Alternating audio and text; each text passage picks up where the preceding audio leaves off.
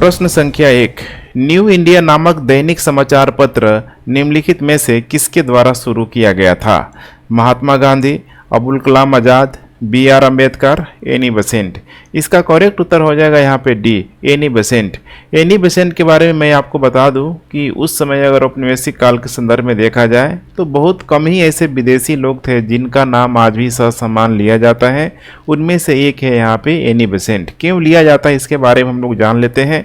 इनका जन्म देखिए यहाँ पे ब्रिटेन में हुआ था और वे भारत 1893 में आई हुई थी। वह एक देखा जाए तो समाज सुधारक और भारतीय स्वतंत्रता सेनानी के रूप में शामिल हो चुकी थी।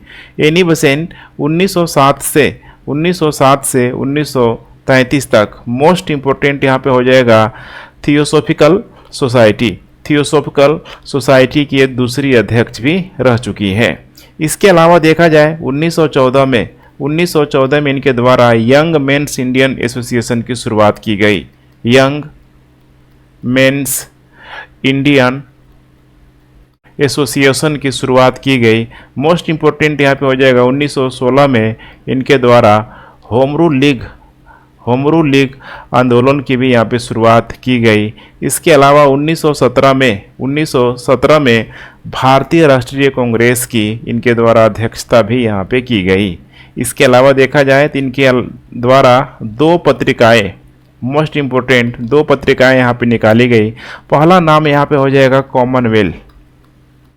कॉमनवेल्थ, जो कि एक साप्ताहिक पत्रिका थी जिसका संबंध था राष्ट्रीय सुधार के मुद्दों से संबंधित। इसके अलावा दूसरा यहाँ पे हो जाएगा न्यू इंडिया, जैसा कि क्वेश्चन भी यहाँ पे पूछा गया है। न्यू इंडिया के बारे में देखा जाए तो एक दैनिक समाचार पत्र था जो 15 वर्षों तक होम रूल को बढ़ावा देने और भारतीय पत्रकारिता में क्रांति लाने का एक शक्तिशाली साधन बन रहा था।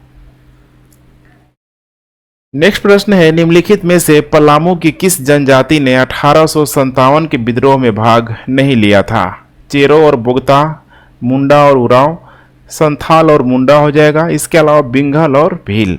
इसका करेक्ट उत्तर हो जाएगा यहाँ पे मुंडा और उरांव।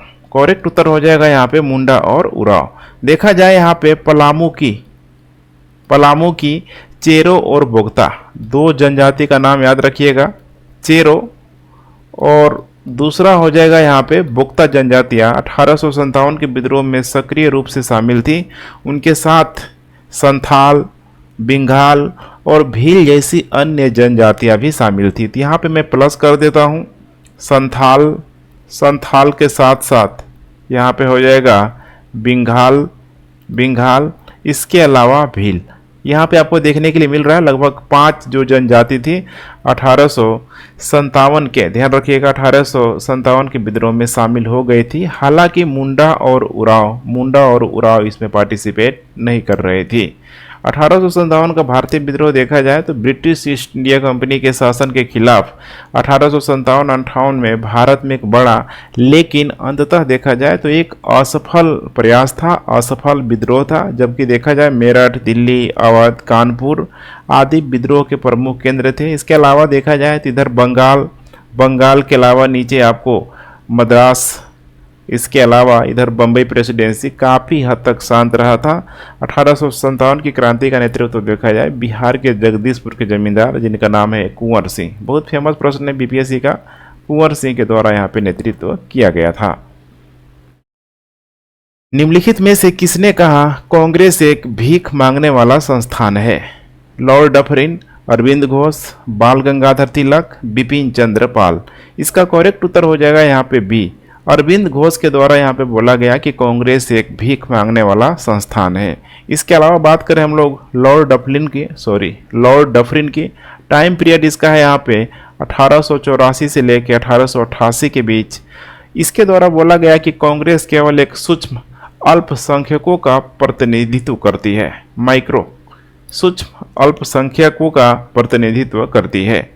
बाल गंगाधर तिलक के द्वारा बोला गया कि कांग्रेस को भीख मांगने और अधिकारों का दावा करने के बीच अंतर करना चाहिए। यहाँ पे भीख वर्सेस यहाँ पे बाल गंगाधर तिलक के द्वारा अधिकार की यहाँ पे बात की जा रही है।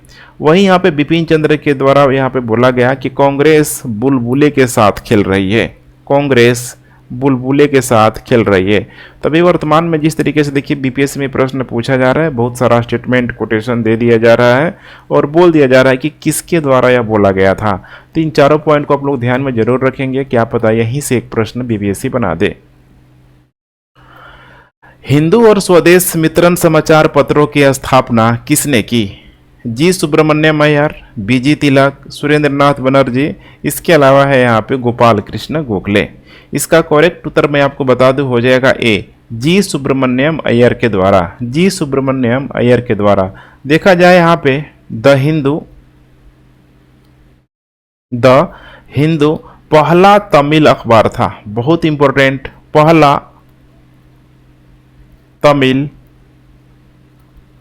अखबार था। इसकी स्थापना देखा जाए तो जी सुब्रमण्यम अय्यर ने वर्ष 1878 ईस्वी में की हुई थी। 4 साल बाद देखा जाए 1882 में सुब्रमण्यम अय्यर ने स्वदेश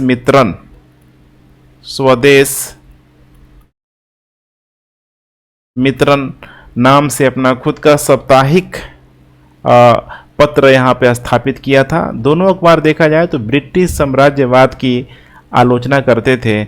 जी सुब्रमण्यम अय्यर ने मद्रास महाजन सभा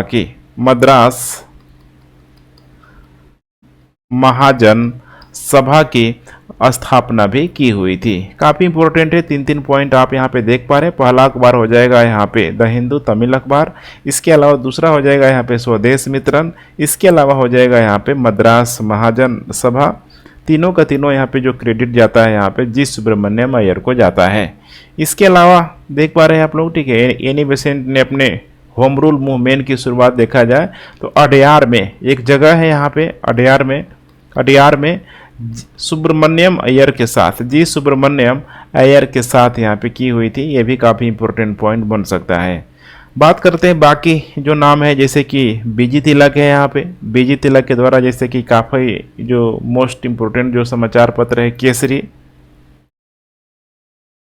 केसरी जो कि मराठी में और मराठा, बहुत इंपॉर्टेंट है, मराठा जो कि यहाँ पे अंग्रेजी में यहाँ पे, ठीक है, स्थापना की गई थी, अंग्रेजी में निकाला जा रहा था। उसके बाद यहाँ पे सुरेंद्रनाथ बनर्जी के द्वारा यहाँ पे बंगाली अखबार निकाला गया था। इसके अलावा गोपाल कृष्ण गोखले के द्वारा यहाँ पे देखा जाए तो सर्वेंट ऑफ इंडिया सोसाइटी की स्थापना 1905 में बम्बई में की गई थी। ये वही गोपाल कृष्ण गोखले हैं जिनको महात्मा गांधी का राजनीतिक गुरु भी माना जाता है। निम्नलिखित में से किसने महात्मा गांधी को नमक सत्याग्रह में महिलाओं की भागीदारी की अनुमति देने के लिए राजी किया गया? एनी बेसेंट, सरोजिनी नायडू, कमला देवी चट्टोपाध्याय, कस्तूरबा गांधी। इसका करेक्ट उत्तर मैं आपको बता दूं हो जाएगा सी, कमला देवी चट्टोपाध्याय। 6 अप्रैल 1930 को एक प्रसिद्ध स्वतंत्रता सेनानी कमला देवी चट्टोपाध्याय के नेतृत्व में महिलाओं के एक समूह ने चौपाती तक मार्च किया और अस्थायी हो जाएगा यहाँ पे स्टोव या चूल्हों पर समुद्री जल से नमक बनाना शुरू कर दिया। तो इन्हीं के द्वारा यहाँ पे रिक्वेस्ट किया गया था। आगे चल के देखा जाए यहाँ पे 1936 में वह कांग्रेस सोशलिस्ट पार्टी की अध्यक्ष बनी। कांग्रेस सोशलिस्ट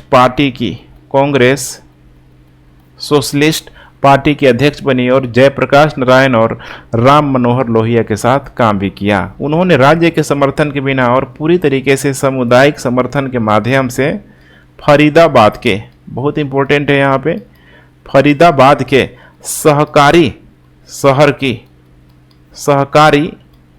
शहर की स्थापना में अपनी महत्वपूर्ण भूमिका निभाई।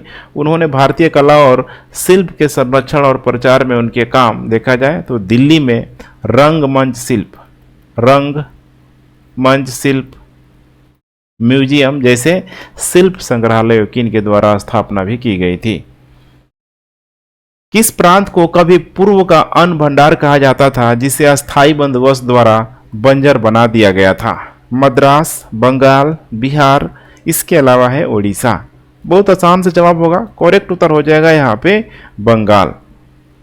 एक समय था जब बंगाल को पूर्व का अन्न भंडार कहा जाता था। यहाँ पे देख पा रहे हैं, यहाँ पे कई कई सारी नदियां हैं, यहाँ पे मानसून का अच्छा खासा यहाँ पे इफेक्ट रहता ही रखता है। आगे चल के देखा जाए तो यही पूर्व का अन्न भंडार आगे चल के भूख और अकाल, मौत और बीमारी ने पूरी तरीके से देखा जाए तो पूरे देश को यहाँ पे स्तब्ध कर दिया गया। कारण यही था, देखिए यहाँ पे, कि जब जमींदारों को भूमि के मालिक के रूप में घोषित करके अस्थायी बंदोबस्त द्वारा जमींदारों के एक धनी और विशेष अधिकारी प्राप्त वर्ग को अस्तित्व में लाया गया, जिसका अस्तित्व ब्रिटिश शासन के कारण ही हुआ था। अस्थायी बंदोबस्त को बाद में देखा जाए तो धीरे धीरे इधर पश्चिम के क्षेत्रों की तरफ, अर्थात यहाँ पे बनारस हो गया, इसके अलावा इधर दक्षिण की तरफ जैसे कि उत्तरी मद्रास के कुछ हिस्सों तक यहाँ पे विस्तारित किया गया। परिणाम स्वरूप देखा जाए इस क्षेत्र में कई किसान विद्रोह भी हुए। उनमें से प्रमुख विद्रोहों का नाम ध्यान रखना है आपको, जैसे कि 1795 में पंचायत में, 1798 में छोटा मोटा विद्रोह है, मैचिंग करने के लिए बीपीएससी दे सकता है। रायपुर है यहाँ पे। इसके अलावा 1799 में हो जाएगा यहाँ पे बालासोर में, और 1799 से 1800 ईस्वी तक यहाँ पे हो जाएगा मिदनापुर के आसपास के गांवों में यहाँ पे विद्रोह हुए। तो 4 चीजों का आप लोग ध्यान रखना है यहाँ पे। नेक्स्ट, सोमेंद्रनाथ टैगोर द्वारा स्थापित पार्टी का नाम क्या है? भारतीय बोल्शेविक पार्टी, भारतीय क्रांतिकारी कम्युनिस्ट पार्टी, बोल्शेविक लेनिनवाद पार्टी, इसके अलावा हो जाएगा रेडिकल डेमोक्रेटिक पार्टी। इसका करेक्ट उत्तर हो जाएगा यहाँ पे बी, भारतीय क्रांतिकारी कम्युनिस्ट पार्टी। सोमेंद्रनाथ टैगोर देखा जाए तो रविंद्रनाथ टैगोर के पोते थे। वे बंगला भाषा में साम्यवादी घोषणा पत्र के पहले अनुवादक थे। वे कल्लोर समय के नियमित लेखक थे। ठीक है, एक यहाँ पे कह सकते हैं कि सोसाइटी था, समूह था, जिसका नाम था यहाँ पे कल्लोल, उसके नियमित लेखक थे।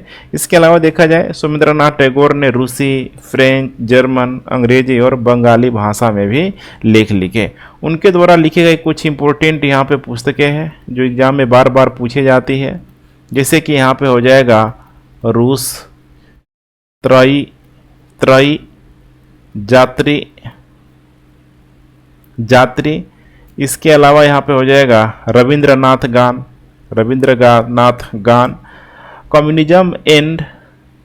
कम्युनिज्म एंड फेरिसिज्म हो जाएगा।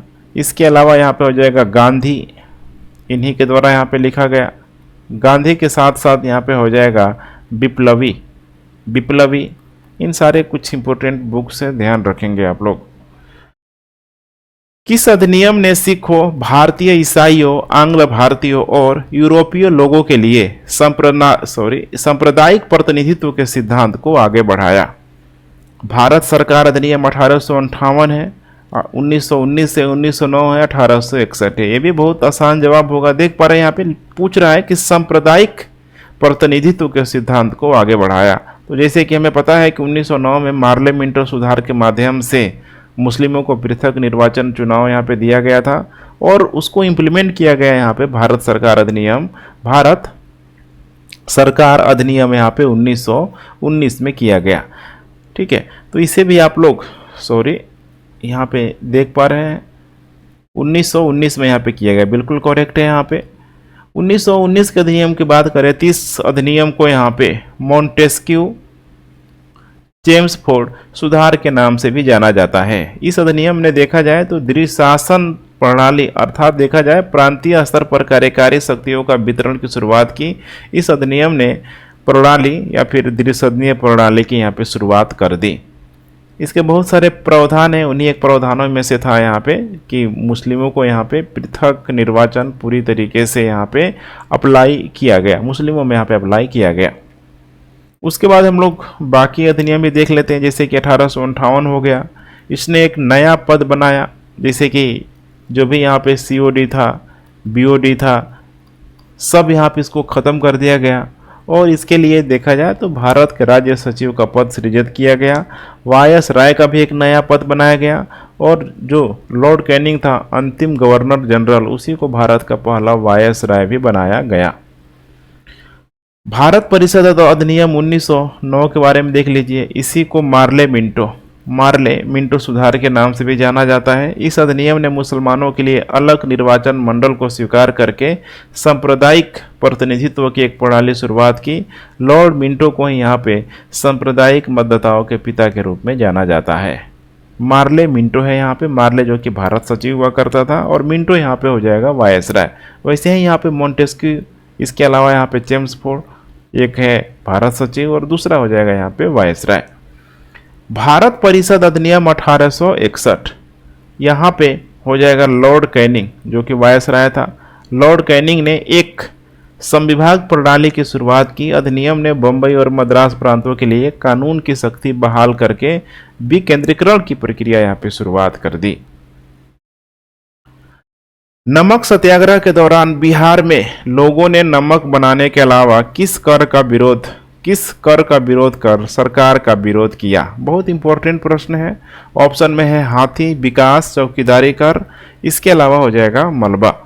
तो इसका करेक्ट उत्तर हो जाएगा यहाँ पे सी, चौकीदारी कर। चूंकि देखा जाए बिहार एक भू अवध वाला क्षेत्र है, इसलिए यहाँ नमक बनाना संभव नहीं है। हालांकि कुछ क्षेत्रों पे देखा जाए तो सांकेतिक रूप से, सिंबलाइज रूप से यहाँ पे नमक बनाने का प्रयास किया गया। इसीलिए यहाँ पे देखेंगे तो लोगों ने चौकीदारी कर का भुगतान करने से इनकार कर दिया, आंदोलन चलाया। चौकीदारी और पंचायतों के, कह सकते हैं कि चौकीदारों और पंचायतों के सदस्यों के इस्तीफे की मांग की गई, जिसके पास इन चौकीदारों को नियुक्त करने की यहाँ पे जिम्मेदारी हुआ करती थी।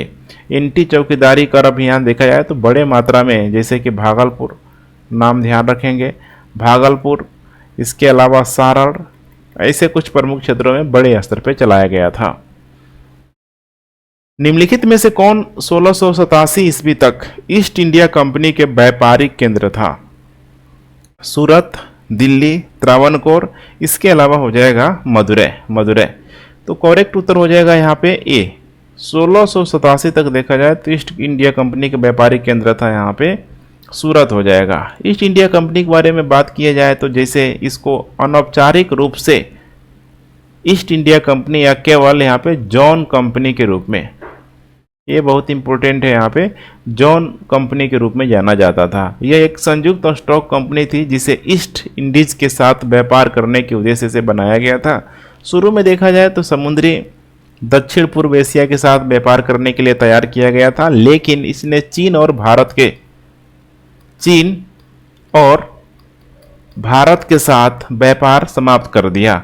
यह मुख्य रूप से देखा जाए तो जैसे यहाँ पे कपास हो जाएगा, इंडिगो, रेशम, जो भी इंपॉर्टेंट चीज़ें भारत में मिलती थी। नमक हो जाएगा, सोरा जिसका प्रयोग बारूद बनाने के लिए किया जाता था, अफीम और चाय का कारोबार यहाँ पे करता था। भारत में कंपनी की पहला यात्रा, यह भी बहुत इंपॉर्टेंट हो सकता है, 1601 ईस्वी में सर जेम्स लेकेंस्टर द्वारा की गई थी और 1630 में यह वापस चला गया था। 1603 में वापस चला गया था। इस यात्रा के दौरान कंपनी का पहला कारखाना देखा जाए तो इंडोनेशिया के पास पहला कारखाना इंडोनेशिया के पास जावा में, इसके अलावा सूरत के द्वीप में, जिसका नाम यहाँ पे है बैंटम, सूरत के द्वीप में बैंटम में स्थापित किया गया था। क्योंकि पारगमन का व्यापार बिंदु देखा जाए तो 1608 में तो पूरी तरीके से स्टेबलाइज हुआ था। तो उसके पहले की चीजें पूछी जा सकती है, ध्यान रख के चलेंगे आप लोग। किसकी अध्यक्षता में कांग्रेस के अमृतसर अधिवेशन में शहर के जालियांवाला बाग हत्याकांड की निंदा की गई? जवाहरलाल नेहरू, लाला लाजपत राय, मोतीलाल नेहरू, अबुल कलाम आजाद। करेक्ट उत्तर हो जाएगा यहाँ पे सी, मोतीलाल नेहरू। 1919 में देखा जाए यहाँ पे अमृतसर सत्र में, इस शहर में जालियांवाला बाग हत्याकांड की निंदा करने के लिए अमृतसर में कांग्रेस ने इस सत्र का आयोजन किया हुआ था। अधिवेशन देखा जाए तो मोतीलाल नेहरू की अध्यक्षता में आयोजित किया था, काफ़ी इंपॉर्टेंट है। इसके अलावा देखा जाए यहाँ पे जवाहरलाल नेहरू, इनसे रिलेटेड इंपॉर्टेंट सत्र है यहाँ पे लाहौर सत्र 1929 में जिसमें पूर्ण स्वराज पारित किया गया था, जिसकी अध्यक्षता जवाहरलाल नेहरू के द्वारा की गई थी। इसके अलावा हो जाएगा यहाँ पे कलकत्ता सत्र। कलकत्ता सत्र का संबंध यहाँ पे हो जाएगा लाला लाजपत राय। कलकत्ता सत्र लाला लाजपत राय। सितंबर 1920 में कांग्रेस ने लाला लाजपत राय की अध्यक्षता में कलकत्ता में एक विशेष सत्र आयोजित किया और इसमें असहयोग आंदोलन के प्रस्ताव को पूर्णतः पारित किया गया था। अबुल कलाम आज़ाद का संबंध यहाँ पे हो जाएगा, देखा जाएगा इंपॉर्टेंट जो सत्र है 1923 में दिल्ली विशेष सत्र अबुल कलाम आज़ाद की अध्यक्षता में हुआ था। तो चारों को ध्यान रखेंगे, बहुत सारे सत्र हुए कांग्रेस के। निम्नलिखित में से कौन सा संगठन और उनके संस्थापक के साथ सुमेलित नहीं है? ज्योतिबा फुले है सत्य शोधक समाज, एनी बेसेंट है थियोसॉफिकल सोसाइटी, विष्णु शास्त्री पंडित विधवा पुनर्विवाह संघ, पूना सार्वजनिक सभा एमजी रनाडे। यहाँ पे करेक्ट उत्तर हो जाएगा यहाँ पे बी, एनी बेसेंट यहाँ पे थियोसॉफिकल सोसाइटी। यहीं पे देखा जाए तो उनके संस्थापक सुमेलित नहीं है, चूंकि मैंने बताया था ये बाद में, ठीक है, ये आई हुई थी, उसकी अध्यक्ष यहाँ पे बनी हुई थी। थियोसॉफिकल सोसाइटी की हम लोग बात करें तो इसकी स्थापना देखा जाए तो यूएसए में, संयुक्त राज्य अमेरिका में 1875 ईस्वी में, नाम याद रखिएगा इनका एचपी ब्लावात्स्की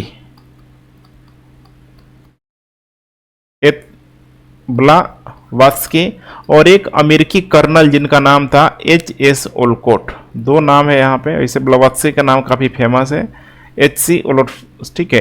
ओलकोट द्वारा यहाँ पे की गई थी। आगे चल के देखेंगे 1893 में एनी बेसेंट द्वारा इसका भारत में प्रसार किया गया था। तो इस प्रकार देखा जाए बी सही सुमेलित नहीं है। बाकी और भी ऑप्शन पर चर्चा हम लोग कर लेते हैं, जैसे कि यहाँ पे है ज्योतिबा फुले सत्य शोधक समाज की स्थापना देखा जाए तो 1873 में ज्योतिबा फुले ने यहाँ पे की हुई थी। ज्योतिबा फुले इसके अध्यक्ष थे और आगे चल के देखा जाए नारायण दास गोविंद दास इसके पहले सचिव के रूप में भी चुने गए थे।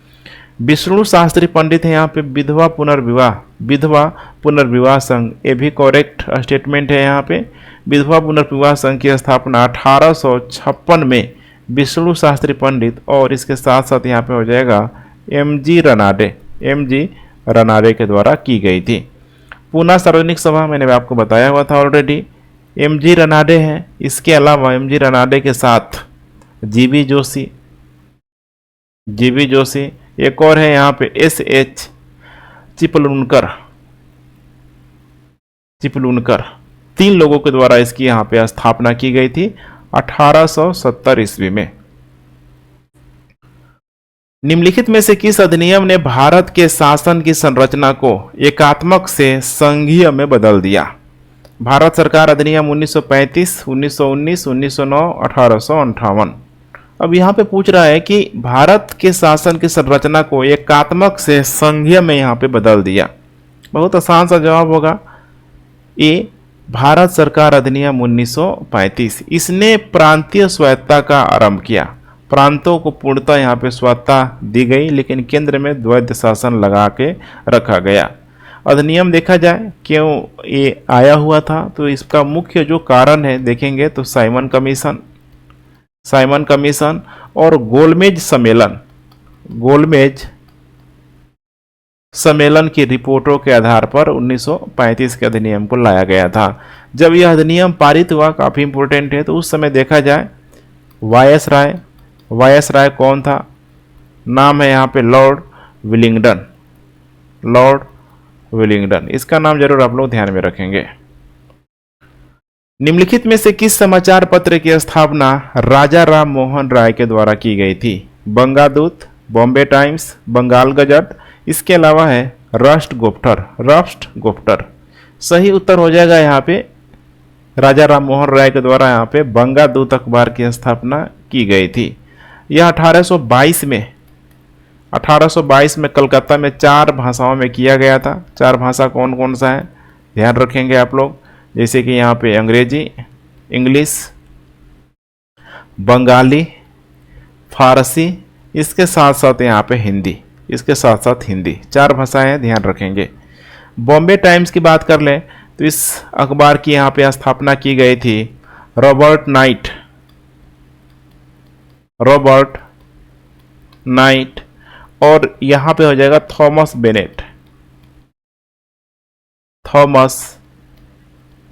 बेनेट के द्वारा की गई थी। बंगाल गजट ये भी काफ़ी इंपॉर्टेंट है, ये तो बहुत फेमस नाम है, जेम्स ऑगस्टस हिक्की रखेंगे तो आसानी से आप लोग ठीक है रिकॉल कर सकते हैं, जेम्स ऑगस्टस हिक्की के द्वारा। और राष्ट्रगुप्टर इस अखबार की यहाँ पे स्थापना की गई थी दादा भाई नौरोजी के द्वारा। निम्नलिखित में से कौन सा नारा उदारवादी नेताओं के द्वारा दिया गया था? उदारवादी ध्यान रखिएगा, इंकलाब जिंदाबाद, सत्यमेव जयते, साइमन गो बैक, करो या मरो।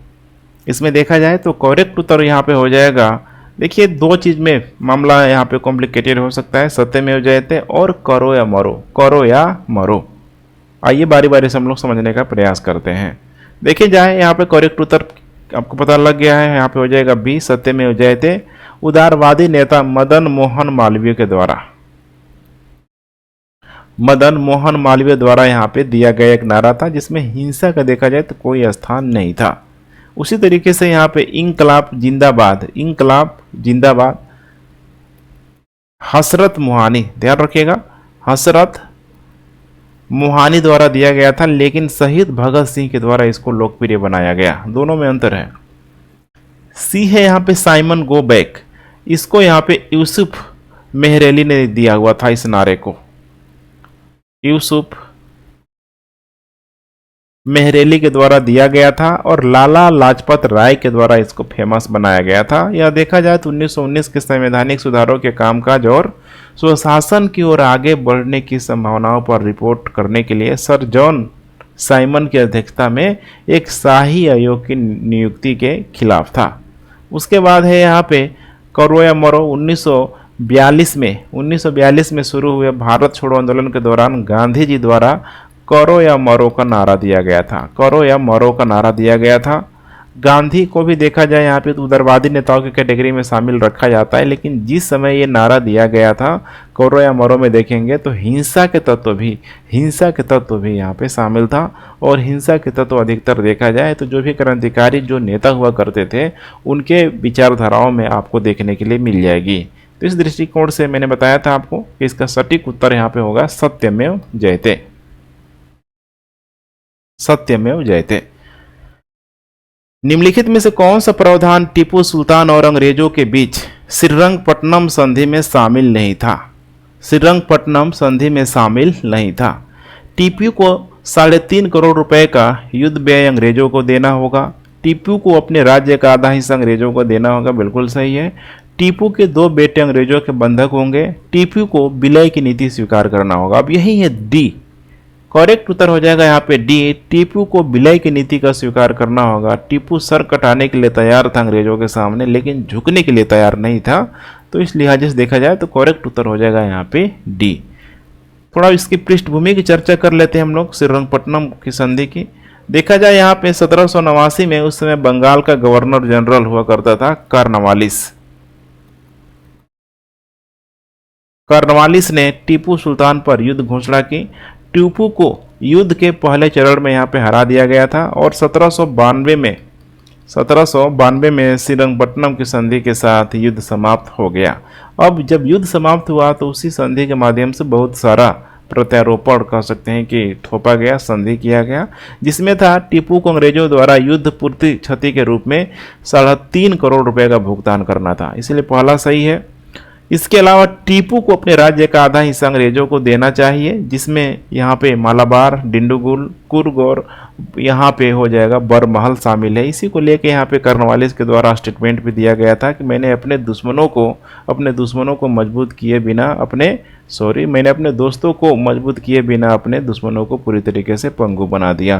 तो उसमें उस समय उसके दोस्त भी थे, जैसे कि मराठा थे, निजाम था। टीपू के 2 बेटे अंग्रेजों के बंधक होंगे। टीपू को भी अपने 2 पुत्रों को जमानत के रूप में अंग्रेजों के हवाले करना पड़ा, जब तक कि वह अपना बकाया चुका नहीं देता। आजमगढ़ उद्घोषणा आमतौर पर किससे संबंधित है? रॉलेट सत्याग्रह, चंपारण आंदोलन, स्वदेशी आंदोलन, सिपाही विद्रोह 1857। इसका करेक्ट उत्तर हो जाएगा यहाँ पे डी, 1857 देख पा रहे हैं, सिपाही विद्रोह। आजमगढ़ उद्घोषणा 1857 के महान विद्रोह के बीच दिल्ली राजपत्र में प्रकाशित हुई थी। लेखक संभवतः देखा जाए तो मुगल सम्राट उस समय था बहादुर शाह जफर के पोते, जिसका नाम है यहाँ पे फिरोज शाह। ये नाम आपको ध्यान में रख के चलना होगा। फिरोज शाह थे, जिनकी पूर्ण सत्ता की बहाली विद्रोहियों का यहाँ पे मुख्य उद्देश्य हुआ करता था। यह विद्रोहियों के उद्देश्य के बारे में जानकारी के सबसे महत्वपूर्ण स्रोतों में से एक है और यह समाज के सभी वर्गों के लिए था। जैसे कि देखा जाए यहाँ पे नंबर 1 जमींदार। इसमें बताया गया है कि अपनी मर्यादा और सम्मान की रक्षा करना और अपने प्रदेशों में पूर्ण शासन करना, ना कि चाटुकार बन के करना। वैसे ही यहाँ पे व्यापारियों के लिए भी कुछ मैसेज था, जैसे कि कपटपूर्ण प्रथाओं का अंत करना, भारत के सभी मूल व्यापारियों को भूमि और जल दोनों द्वारा बिना किसी अपवाद के प्रत्येक वस्तु के व्यापार का अधिकार करना। इसके अलावा यहाँ पे लोक सेवक जिसमें बताया गया था बेहतर वेतन और उच्च पदों पर नियुक्ति की जाए। इसके अलावा देखा जाए समाज में और जो कैटेगरी है यहाँ पे, जैसे कि पंडित, फकीर और अन्य विद्वान व्यक्तियों के लिए अपने धर्म की रक्षा के लिए यहाँ पे आह्वान करना, और जो नीचे के लोग हैं यहाँ पे खासकर कामगार लोग हैं, कारीगर लोग हैं, रजाओं और अमीरों की सेवा में कार्य करना। ऐसे कुछ इम्पोर्टेंट पॉइंट है जो यहाँ पे देखा जाए तो आजमगढ़ उद्घोषणा में यहाँ पे शामिल किया गया था। अंग्रेजों द्वारा आयोजित गोलमेज सम्मेलनों का मुख्य उद्देश्य निम्नलिखित में से कौन था? सविनय अवज्ञा आंदोलन को रोकने का उपाय, भारत में संवैधानिक सुधार, भारत को पूर्ण स्वतंत्रता का अनुदान, भारत में कांग्रेसी और गैर कांग्रेसी दलों का विभाजन। इसमें देखा जाए सटीक उत्तर यहाँ पे बी होगा, भारत में संवैधानिक सुधार। हालांकि इसमें देखा जाए 1930 से 1932 के दौरान 3 गोलमेज सम्मेलन भारत में संवैधानिक सुधार पर चर्चा करने के लिए ब्रिटिश सरकार और भारतीय राजनीतिक कह सकते हैं कि हस्तियों द्वारा यहाँ पे आयोजित शांति सम्मेलनों की एक पूरी कह सकते हैं, ठीक है, कंबाइन, ठीक है, श्रृंखला थी। तो यही होगा, करेक्ट उत्तर यहाँ पे बी होगा, जिसमें 3 गोलमेज जो सम्मेलन हुआ। जैसे कि फर्स्ट गोलमेज सम्मेलन की बात करें तो नवंबर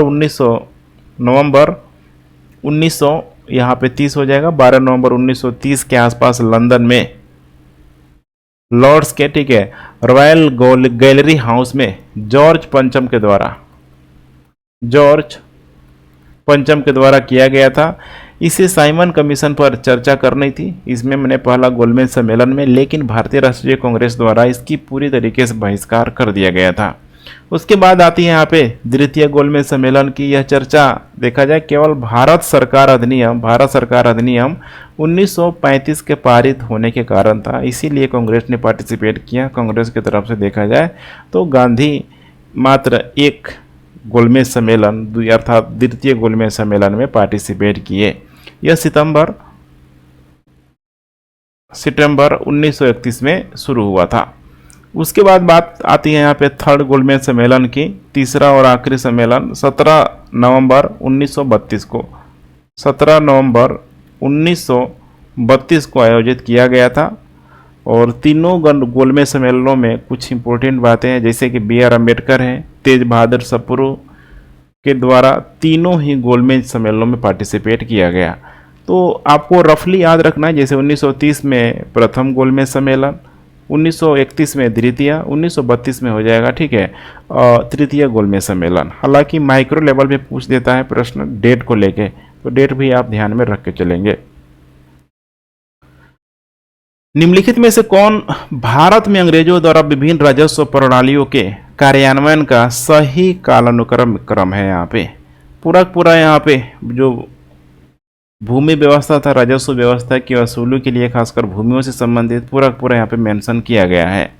तो इसका करेक्ट उत्तर हो जाएगा यहाँ पे यही होगा, अस्थाई बंदोबस्त, रैयतवाड़ी बंदोबस्त। इसके अलावा हो जाएगा यहाँ पे महलवाड़ी बंदोबस्त, महलवाड़ी बंदोबस्त। अस्थाई बंदोबस्त की हम लोग यहाँ पे नंबर 1 बात करें, जैसे कि इसमें जमींदारों को उस भूमि का मालिक बनाया गया जहाँ वे पहले राजस्व संग्रह करते थे। भू राजस्व की मांग तय की गई थी और नियंत्रित राजस्व के देखा जाए तो 10/11 भाग कंपनी को दिया जाने लगा और 1/11 भाग जमींदार खुद रखते थे वसूली के रूप में, वसूली करने के रूप में।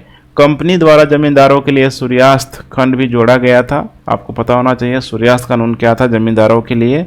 यह 1793 में कॉर्नवालिस द्वारा स्थायी बंदोबस्त अधिनियम 1793 के माध्यम से पेश किया गया था।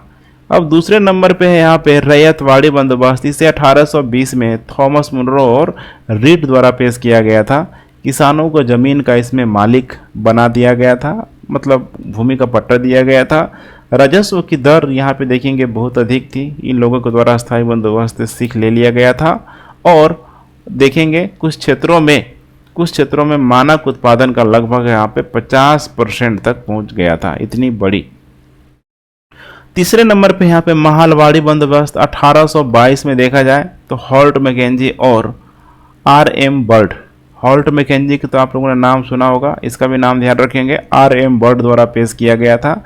राजस्व हमेशा के लिए तय नहीं किया गया था और 20-30 वर्षों के बाद इसको हमेशा ही कह सकते हैं एक अमेंडमेंट किया जाता था, रिव्यू किया जाता था।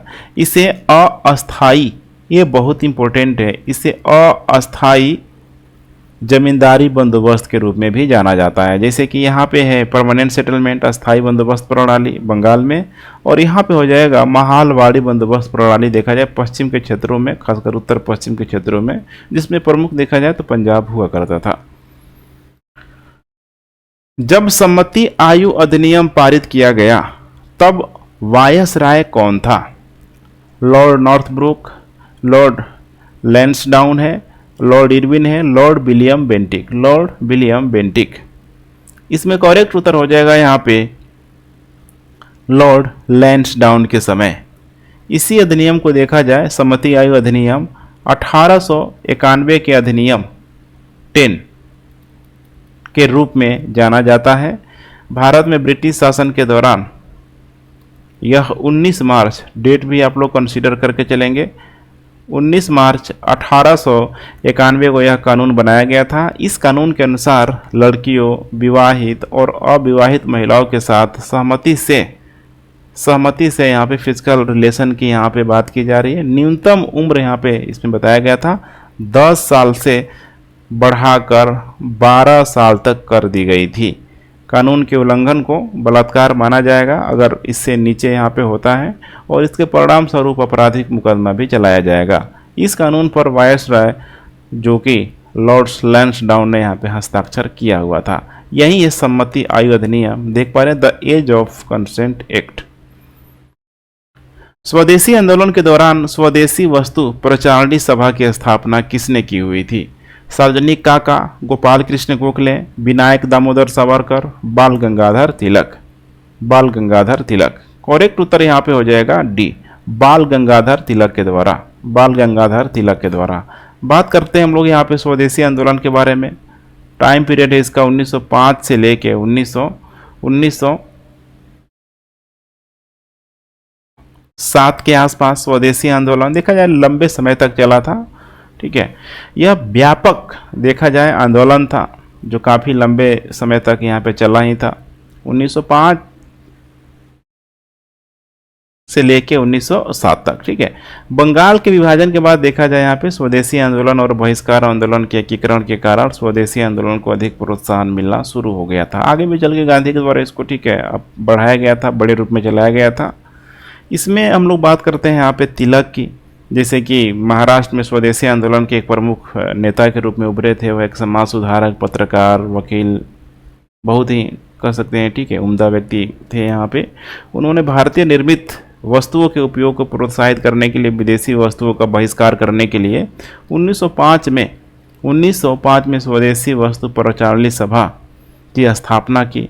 जिसे देख पा रहे हैं स्वदेशी वस्तु प्रचालनी सभा, चूँकि आपको याद होगा जब बंगाल का विभाजन हुआ, स्वदेशी आंदोलन को जब बढ़ावा दिया जाने लगा तो फिर स्वदेशी आंदोलन को बाहर तक, या फिर बंगाल का जब विभाजन हुआ तो उसके विद्रोह को बाहर तक फैलाने के लिए यहाँ पे जो भी क्रांतिकारी जो लोग थे, गर्म विचारधारा के लोग थे, ये लोग इसी को यहाँ पे मांग कर रहे थे, जिसकी वजह से आगे चल के 1907 में सूरत विभाजन भी हुआ, कांग्रेस में नरम दल, गरम दल। तो इन सारी चीज़ों को आपको ध्यान में रख के चलना है। उन्होंने देखा जाए 1906 में बॉम्बे स्वदेशी स्टोर्स की स्थापना की, जो एक सहकारी समिति जो भारतीय निर्मित उत्पाद बेचती थी। उन्होंने स्वदेशी का संदेश प्रचारित किया और आगे चल के देखा जाए बाल गंगाधर तिलक के द्वारा तो यहाँ पे गणपति और शिवाजी उत्सवों का भी आयोजन किया गया। भारत छोड़ो आंदोलन के समय वायसराय कौन था? माउंटबेटन है, वेवेल है, लिनलिथगो है, लॉर्ड इरविन है। बहुत आसान जवाब होगा। भारत छोड़ो आंदोलन के समय यहाँ पे वायसराय था यहाँ पे लिनलिथगो। टाइम पीरियड इसका हो जाएगा यहाँ पे 1936 से लेके 1944 तक, काफ़ी लंबा टाइम पीरियड है। भारत के वायसराय के रूप में देखा जाए तो यह 8 साल की अवधि तक रहा, और भारत के वायसराय के रूप में देखा जाए तो सबसे लंबा शासन इसी का है।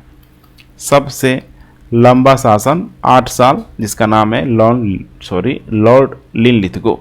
इस अवधि के दौरान भारत सरकार अधिनियम 1935 के कुछ भाग 1937 में यहाँ पे लागू भी हुआ था। ध्यान रखेंगे आप लोग, ठीक है। अब 1935 के कुछ भाग 1937 में लागू हुआ था, जैसे कि द्वितीय विश्व युद्ध में भारतीयों की भागीदारी का विरोध करने के लिए कांग्रेस मंत्रालय का इस्तीफा दिया गया था। द्वितीय विश्व युद्ध की शुरुआत इसी के समय हुई। सुभाष चंद्र बोस का इस्तीफा और फॉरवर्ड ब्लॉक की नींव रखी गई। तो 1936 से लेकर 1944 तक जितनी भी यहाँ पे गतिविधियाँ होगी देखेंगे तो उसमें वायसराय कौन है यहाँ पे? लॉर्ड लिथगो था, ठीक है, सॉरी लॉर्ड लिनलिथगो था। तो आसान होगा आप लोगों के लिए। अरुणा आसफ अली निम्नलिखित में से किस आंदोलन से संबंधित है? असहयोग आंदोलन, सविनय अवज्ञा आंदोलन, व्यक्तिगत सत्याग्रह, भारत छोड़ो आंदोलन। बहुत फेमस प्रश्न है अभी। करेक्ट उत्तर हो जाएगा यहाँ पे डी, भारत छोड़ो आंदोलन। 8 अगस्त 1942 को महात्मा गांधी ने ब्रिटिश शासन को समाप्त करने का आह्वान किया और मुंबई में अखिल भारतीय कांग्रेस कमेटी सत्र में भारत छोड़ो आंदोलन शुरू किया। गांधी जी ने ग्वालियर टैंक, ये आपको याद रखना है, ग्वालियर टैंक मैदान में अपने भाषण में करो या मरो का आह्वान किया, जिसे अब अगस्त क्रांति मैदान के नाम से भी जाना जाता है। स्वतंत्रता आंदोलन की ग्रैंड ओल्ड लेडी के रूप में यह प्रचलित है अरुणा आसफ अली। इनको भारत छोड़ो आंदोलन के दौरान मुंबई के ग्वालियर टैंक मैदान में भारतीय ध्वज फहराने के लिए जाना जाता है। रेडियो घटनाक्रम भी आपको इनके बारे में जानना चाहिए, ठीक है। रेडियो का गुप्त रूप से संचालित इन लोगों के द्वारा किया गया था। खिलाफत आंदोलन किसके द्वारा शुरू किया गया था? Mohammad Ali Jinnah, doctor Zakir Hussain, Fakhruddin Ali Ahmad, Ali brothers. इसका करेक्ट उत्तर हो जाएगा यहाँ पे डी, अली ब्रदर्स। यह अभियान देखा जाए खलीफा की रक्षा में शुरू किया गया था, जिसका नेतृत्व भारत में 2 भाइयों मोहम्मद अली है, दूसरा है यहाँ पे शौकत अली। साथ में आपको अबुल कलाम आज़ाद का नाम नहीं भूलना है, अबुल कलाम आज़ाद का नाम नहीं भूलना है, ठीक है। देखा जाए तो 3 मुस्लिम नेताओं के द्वारा पूरी तरीके से इसका संचालित किया जा रहा था। कुछ नेता भारतीय स्वतंत्रता के लिए महात्मा गांधी का सहयोग आंदोलन के साथ सेना में शामिल हुए, मतलब पार्टिसिपेट किए। उन्होंने खिलाफत आंदोलन के समर्थन के बदले में अहिंसा का वादा किया हुआ था।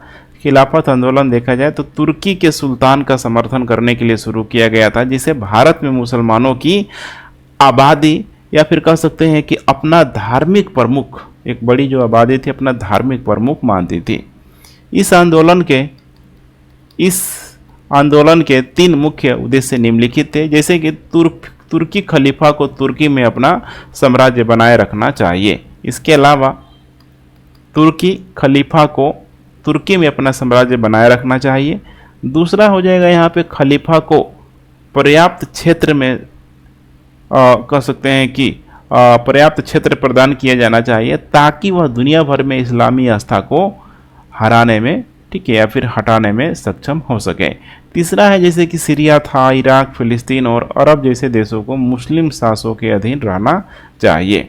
लेकिन हुआ क्या, 17 अक्टूबर 1919 को खिलाफत आंदोलन दिवस मनाया गया और अंततः देखा जाए आगे चल के, ठीक है, जब मुस्तफ़ा कमाल पाशा तुर्की में आएगा तो खलीफा के पद को भी पूरी तरीके से ख़त्म कर देगा। वहीं से तुर्की का मॉडर्नाइजेशन भी शुरू हो जाएगा। निम्नलिखित में से किस अधिनियम को मॉन्टेग्यू चेम्सफोर्ड सुधार कहा जाता है? अगस्त ऑफर, भारतीय सरकार अधिनियम 1919, भारत सरकार अधिनियम 1909, भारत सरकार अधिनियम हो जाएगा 1935। इसका करेक्ट उत्तर हो जाएगा यहाँ पे बी, भारत सरकार अधिनियम 1919, जिसे मॉन्टेग्यू चेम्सफोर्ड सुधार के नाम से भी जाना जाता है। भारत सरकार अधिनियम 1919 भारत के तत्कालीन सेक्रेटरी कह सकते हैं, सचिव कह सकते हैं, ठीक है, जिसका पूरा नाम है एडविन मॉन्टेग्यू और लॉर्ड चेम्सफोर्ड की एक रिपोर्ट की सिफारिश पर आधारित था। इस अधिनियम की कुछ प्रमुख विशेषताएं हैं जैसे कि यहाँ पे हो जाएगा प्रांतीय परिषदों को, कुछ इंपॉर्टेंट है यहाँ पे, उसी में चर्चा कर रहा। प्रांतीय परिषदों को बोला गया कि अब विधान परिषद कहा जाएगा, अब विधान परिषद कहा जाएगा। इसके अलावा द्वैध शासन, प्रांतों में द्वैध शासन की भी स्थापना यहीं पे की गई। मताधिकार में वृद्धि की गई और सांप्रदायिक चुनाव प्रणाली का भी विस्तार किया गया। महिलाओं को भी इसमें ध्यान रखिएगा, महिलाओं को भी इसमें मतदान का अधिकार दिया गया था। वर्नाकुलर प्रेस अधिनियम किस वर्ष लागू किया गया था? 1878, 1720, 1960, 1857। इसका करेक्ट उत्तर हो जाएगा यहाँ पे ए, 1878 ईस्वी में ब्रिटिश भारत में भारतीय भाषा प्रेस की स्वतंत्रता को सीमित करने के लिए इसको यहाँ पे बनाया गया था। वर्ष 1876 से 1880 तक भारत के वायसराय लॉर्ड लिटन द्वारा प्रस्तावित कानून ब्रिटिश नीति की आलोचना करने, विशेष रूप से देखा जाए दूसरे आंग्ल अफगान युद्ध की शुरुआत के बाद से उत्पन्न प्रतिरोध करने से स्थानीय प्रेस को प्रतिबंधित करने के लिए इसको तैयार किया गया था। लेकिन देखा जाए आगे चल के 1881 में इसको यहाँ पे समाप्त कर दिया गया था। तो लाया कौन था? लिटन, और समाप्त कौन किया यहाँ पे? रिपन। ठीक है, दोनों को ध्यान में आप लोग रख के चलेंगे। स्वराज शब्द का प्रयोग सबसे पहले दादा भाई नौरोजी ने डैश डैश में आयोजित कांग्रेस अधिवेशन में किया हुआ था। टाइम पीरियड बताना है, जगह का नाम बताना है। करेक्ट उत्तर हो जाएगा यहाँ पे बी, 1906 में कलकत्ता अधिवेशन में आयोजित कांग्रेस अधिवेशन में किया गया था। तो स्वराज का अर्थ का मतलब है सीधा सा है, ठीक है, स्व प्रशासन या स्वशासन शब्द से है। स्वराज देखा जाए तो कह सकते हैं राज्य विहीन समाज का भी आह्वान करता है। दयानंद सरस्वती द्वारा स्वराज शब्द का प्रयोग यहाँ पे होम रूल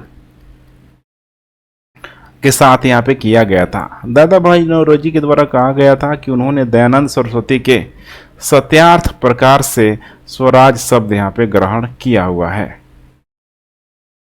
गांधी इरविन समझौता कब हुआ था? मैंने बताया था आपको, गांधी इरविन जो समझौता हुआ था 1931 में यहाँ पे हुआ था। देखा जाए 5 मार्च के आसपास, ठीक है। दूसरा गोलमेज सम्मेलन देखा जाए 7 सितंबर को यहाँ पे हुआ था।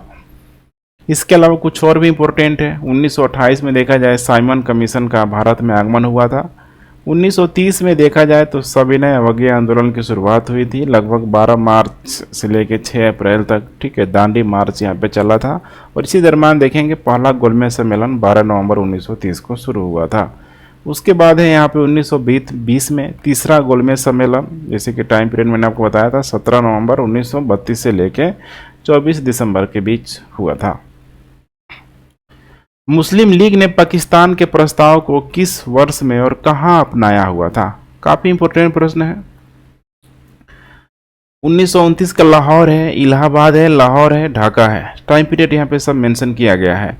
इसका करेक्ट उत्तर हो जाएगा यहाँ पे सी, 1940 का यहाँ पे लाहौर में। इस प्रस्ताव को पहले लाहौर प्रस्ताव कहा गया, जो बाद में पाकिस्तान प्रस्ताव बन गया।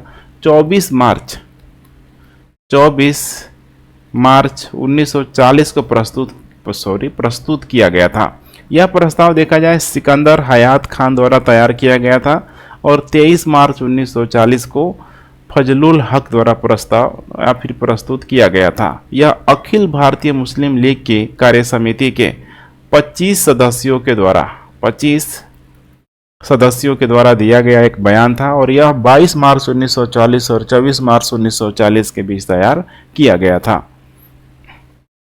निम्नलिखित में से कौन सा अधिनियम भारत को राष्ट्रमंडल राष्ट्रों का सदस्य बनने का अधिकार देता है? भारतीय स्वतंत्रता अधिनियम 1947 से 1935, 1919, 1858। अब यहाँ पे देखिए राष्ट्रमंडल राष्ट्रों का सदस्य बनने का अधिकार देता है, मतलब मैंडेटरी नहीं है। अगर कोई भी देश चाहे तो इससे अपने आप को सेपरेट भी कर सकते हैं। ये अधिकार देता है यहाँ पे भारतीय स्वतंत्रता अधिनियम 1947। इसी ने भारत को राष्ट्रमंडल देशों का सदस्य बनने का अधिकार दिया। चूँकि भारत में देखा जाए तो ब्रिटिश शासन भारतीय स्वतंत्रता अधिनियम 1947 के माध्यम से समाप्त हो गया था और भारतीय स्वतंत्रता अधिनियम 1947 ने वायसराय के पद को समाप्त कर दिया और प्रत्येक राज्य के लिए एक गवर्नर जनरल को यहाँ पे प्रदान कर दिया।